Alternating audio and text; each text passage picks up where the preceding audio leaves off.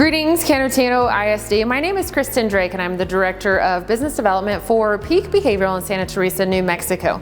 At Peak Behavioral, we do offer a wide variety of mental health services starting from inpatient psychiatric stabilization all the way down to our intensive outpatient services. For your population, the adolescent population, we serve individuals beginning at the age of 12 to 17, and then of course we do treat adults as well. Our assessments are offered 24/7 at our location on McNutt, 5065 McNutt Road, and you can schedule your assessment by calling 575-589-6770. So first of all, before I get started, I want to thank each and every one of you guys for what you do for the kiddos in Canutillo. Not only just Canutillo, because all of the children that you work with, of course, have a spider web of network and contacts that they have all over, right, because of social media. So before I get into the content of the presentation today, again, I want to thank you from the bottom of my heart for everything that you guys do, because you're changing lives. You have the ability to be a hero in these children's lives, and for that, I thank you. It's a very thankless job, just like first responders and active duty military. You guys are right up there. So again, thank you. Now, what we're going to be discussing today is a little different. It's a little fluffier. It's fun. So we're going to talk about regaining control of your happiness, really manifesting your mood, and ways that you can do that. Because if you recall in taking a flight, anytime the flight attendant starts talking about the process, procedures, should some type of emergency occur and the oxygen masks come on, the instruction is to place the oxygen mask, of course, on yourself first before trying to help others. Same concept in self-care and really taking care of yourself and your mental health and well-being, because if you don't and you neglect yourself, you're going to be no good to anybody else, whether it be your family, of course, or your student. So we will go ahead and get started with our presentation.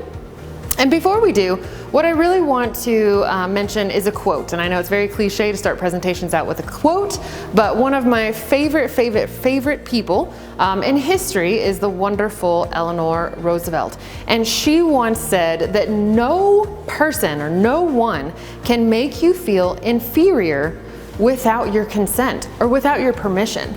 So I know, especially with these kiddos these days, but adults suffer from it too, bullying. Bullying is on the rise, and even more so now with all of the social isolation that we're feeling. What methods are we using to socialize? It's social media, right? So that just presents an opportunity for, again, not only children, adolescents, and adults to bully each other. And they may not think it's bullying, but it is. So again, be confident in yourself. You know who you are, you know your abilities, and if somebody else is chattering about you, who cares? Because you know you're amazing, right? Do not let that person make you feel inferior, okay?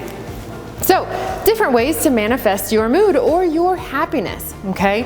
How you feel, how you're presenting yourself, exercise, self-care, of course, different foods that we can eat in order to really take care of our mental health and well-being, and of course, sleep. So we're going to touch on all of these things. Okay, so mood controlling tips, again, healthy diet, physical activity, looking your best, getting adequate sleep, and most importantly, self-care. Choose to be happy. We're going to start with a healthy diet and how a healthy diet contributes to a healthier you, a healthier well-being and mood all over, okay? So avoiding caffeine is number one. Now, this is very difficult for most of us because if you're anything like me, usually before 8 a.m., I've already had 10 cups of coffee. So by 9 a.m., I can literally see into the future because I've had so much caffeine, okay? But it's actually really not that great. Remember, everything within moderation, okay? So if you have a cup of coffee in the morning, cool, spread it out. Maybe at noon, have another cup of coffee, okay? But studies have shown that too much caffeine can actually trigger panic attacks and anxiety disorders, right? So caffeine is going to not only increase your energy, which is what most people are looking for, but it increases your heart rate because of the caffeine, which then once your heart rate starts to increase, you start thinking, Maybe I'm panicking, I'm having an anxiety attack, right? And it can just be controlled by decreasing your caffeine intake each day, okay? Proper fluid intake. Now, this doesn't mean how many Pepsis can I drink in a day, right? Because again, that's caffeine. But number two, it's actually gonna lead to dehydration, sodas, okay? So decrease your soda intake, anything that is not water. I know nobody really likes water. My husband always tells me, and I apologize if this is offensive, but he says, I'm not gonna drink water, fish pee in it.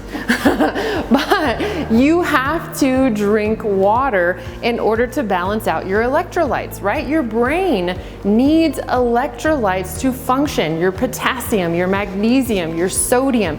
You have to have all these things, and water is actually fortified now with these minerals, okay? So our brain needs that in order to concentrate. Meal skipping.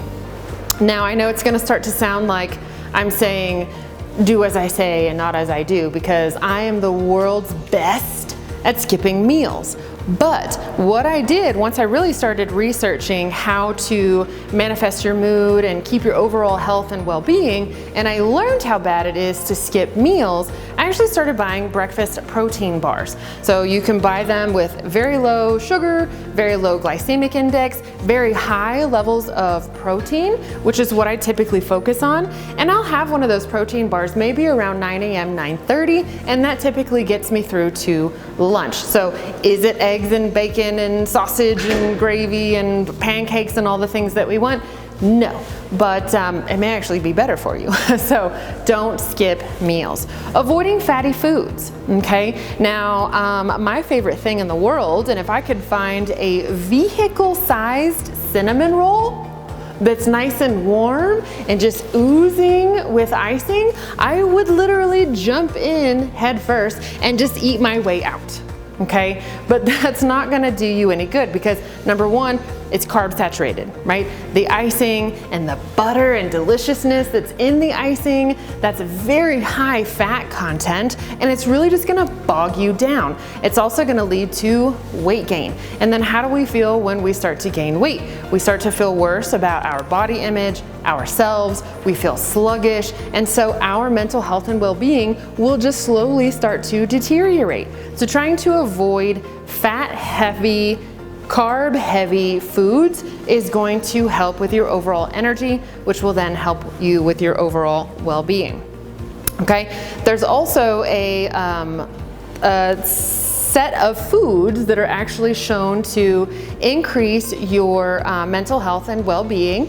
So on the food chart, certain things are going to be blueberries, walnuts, honey, eggs, various things. Let's see, there are purple potatoes.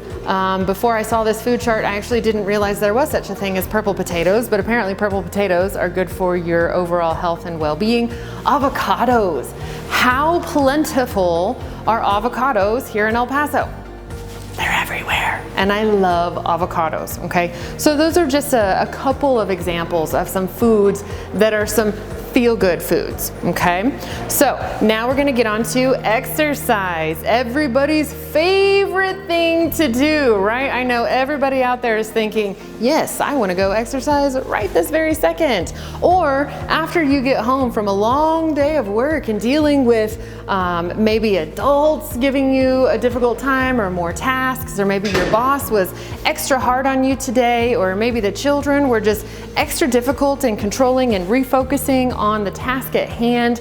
The last thing you want to do is go home and run 3 miles, right? Or even take the dog for a walk, which is sad for our puppies, right? Because they need to get out and they need exercise too.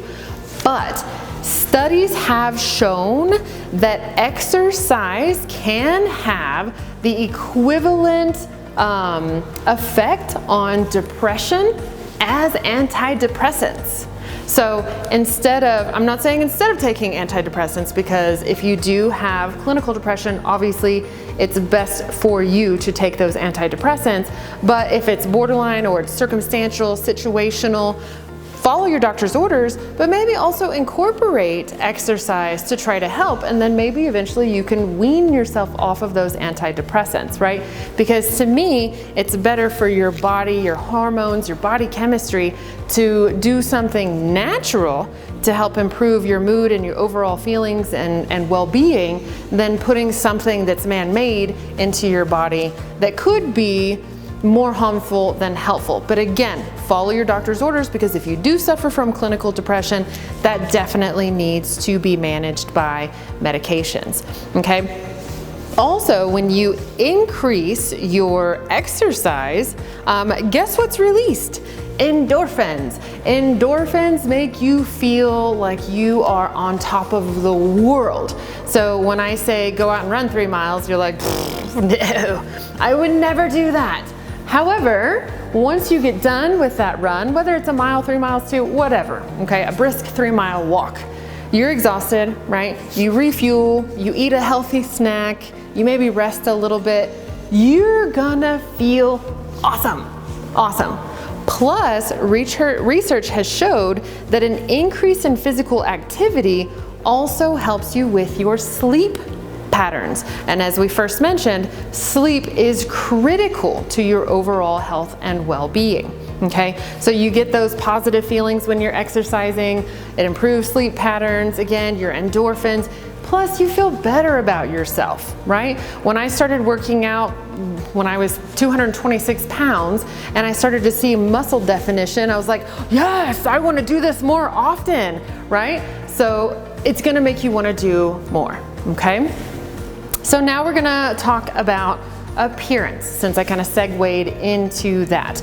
Now, you may have a very low self-concept or what have you.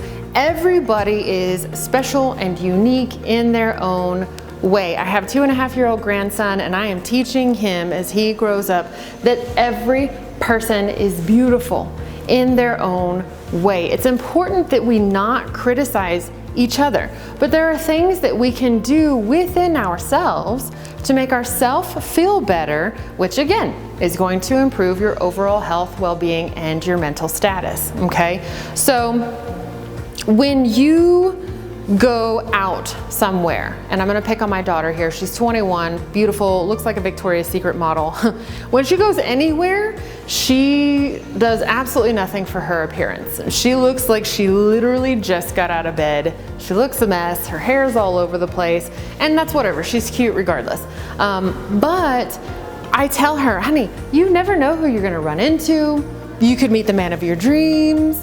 You can be the President of the United States, because, you know, they've been here several times. Arnold Schwarzenegger, he's been here, right? And then if you meet them and you feel that way about yourself and you look a certain way, then you're like, oh, please don't see me, don't look, don't look, don't look. However, if you take just a little bitty thing, whether it be accessories or your favorite perfume or a hat. Some people have that special hat that makes them feel amazing and makes them feel like they look good. I had a friend in high school, and it seemed like every single week he had a brand new pair of Nike tennis shoes. And he loved those shoes because, not that it matters what anybody else thinks about you, but we all know how nice it feels to get compliments. And people would compliment him on his shoes. I wear the same perfume just about every day because I get a lot of compliments. And again, not that it matters what anybody thinks or feels about you and your appearance or whatever, but people will always feel better with compliments, no matter how small, okay? So when you present yourself to the world, it says a lot what you think about yourself. So if you have low self-esteem, then maybe you want to try everything within your power to kind of blend or hide, right? But I recommend that you don't. Wear some vibrant colors. Do something different with your hair. I know it's difficult with masks these days, but maybe start doing something different with your eyes, or, you know, gentlemen, again, with a different hat or something that makes you feel good, because when you feel good about yourself, you feel good overall mental health wise. Again, doesn't matter what anybody else thinks, So don't do it for anybody else, do it for yourself, right? Okay. So sleep, sleep, sleep, sleep, sleep, sleep. Okay. Now it is really gonna be do as I say, please, and not as I do, because I am kind of the world's worst at sleep. I could probably conquer the world after midnight. I don't know why. I try to get up early so I can go to bed earlier, and I can't. So recommended, depending on age and levels of activity, a recommended good healthy amount of sleep per night is anywhere from 6 to 8 hours. Okay, when you're younger, like adolescents, you know, older children, babies, they need a lot more sleep, right? But as we age, I can't wait until I'm like 80 and I only need 40 hours of sleep. The people that eat dinner at 6, maybe go to bed at 8, wake up at 3 o'clock in the morning, they're like, I feel great, I'm gonna go mow the lawn. That would be awesome. But studies have shown that adequate sleep is what your brain needs to restart. Okay, I don't remember exactly where it was because it was several years ago, but I read a study by Harvard, it was a Harvard Medical School, that showed that sleep disorders precede, so that means come before, a diagnosis of depression 66.6% of the time. Okay, so what does that tell you? If you're not getting adequate sleep, it does have a direct impact on your mental health. So much so to where you could actually receive a medical diagnosis of depression and anxiety as well. Depression and anxiety are the two top mental health diagnoses, right? So sleep is super important. Also, it helps with your cortisol levels. Cortisol is a chemical that is released in dealing with stress. So not only will cortisol, as long as it's regulated well with sleep, adequate diet, exercise, it's gonna decrease your stress, okay? But it's also gonna help you manage your weight. If you are overstressed, not rested, and your diet is inadequate, those cortisol levels are gonna be out of control, and you're actually gonna end up gaining weight as well. And your stress is not gonna be managed, okay? Which is gonna decrease your overall health, mental health, and well-being. So sleep, sleep, sleep, sleep, sleep. I cannot stress this enough. Sleep, okay?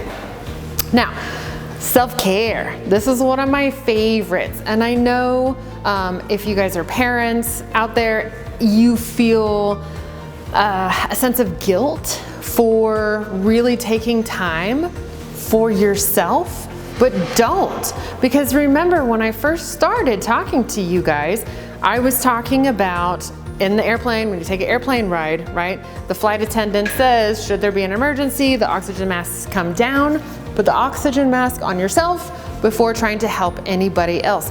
This is what self-care does. And self-care can be a lot of different things to a lot of different people. Even if you take 15 minutes out of your day to pop your earbuds in or your headphones or whatever, or just shut your door and listen to music for 15 minutes, whatever music you like, even if it's like the hard rock, which usually doesn't calm anybody down, but it doesn't matter. It's up to you. Whatever's gonna be good for you. Meditation, breathing exercises. Breathing exercises also help with your anxiety management. I learned this recently, and I always thought it was a bunch of hooey, and so I never really did it. But when you start to experience an anxiety attack, just breathing in for 4 seconds and out for 6. You can stretch while you do it, whatever feels good for your body. You can sit in a meditative pose, but that is going to calm everything down, right? Because if your brain is in disarray and it's all discombobulated, it's all over the place, you're starting to have an anxiety attack, your body also has a physiological effect as well. So it's incongruent if for your body to be calm, but your brain a mess and scattered. right? So if your brain is a mess and it's scattered all over the place and your thoughts are just bouncing all over the place and you're really starting to get to panic, well, guess what? You control your physical self or your physiology. You're tricking your brain into going, oh, okay, well wait, so my body's okay, so I must be okay, right? So then your thought process starts to slow, your breathing starts to slow, your muscles start to relax, okay? So sometimes remember, when your brain is out of control, you can control your brain by controlling your body. So breathing, relaxing, take a short walk, spend time with your pets, read a book, for crying out loud. There are so many good books. I actually started doing that again recently, and it's been great. I read at bedtime because remember, I struggle with sleep. So I crack open that book, I read one page, and I wake up like this with my face in the book, and the words are all printed out on the side of my cheek. I only read a page, but it doesn't matter, right? Because I was reading, de-stressing, getting out of my world and into the world of the book. Plus it helped me with my sleep. Extra bonus, right? Do things on your own. Go watch, well, right now with COVID, it's hard to go out and watch a movie by yourself, but do something by yourself. Kick everyone out of your house, send them to the park or send them wherever and say, listen, I'm gonna watch a movie by myself. So love you guys, but please get out. I'll call you when it's ready to come back in. Get your nails done, write in a journal, maybe do cross stitching, whatever self-care means to you. Do a minimum of 15 to 20 minutes of self-care per day. You're not being selfish, you're taking care of yourself so you can take care of others. So in closing, remember, your jobs are of the utmost stressful jobs that are out there in existence. I would say, again, right on par with active duty military, first responders, teachers, okay? All of them are thankless. You may feel underpaid, underappreciated, but you're changing lives. You're changing lives, and that's worth more than anything, right? So again, please, I encourage you guys to take care of yourselves. Should you or anybody in your immediate circle, any of the kiddos that you're working with at work, feel like the weight of the world is just too much on your shoulders and you need to talk to somebody, remember that Peak Behavioral Health is open 24/7, 5065 McNutt Rd. That is in Santa Teresa. You're more than welcome to come by for a free mental health assessment. The assessments are always performed by a master's level licensed therapist. So the least you get out of coming in for an assessment is that you just got to talk to a therapist for 30 or 45 minutes. So you're gonna feel better, at least in the immediate future, okay? So you guys are great, respect each other, love yourself, and please be well.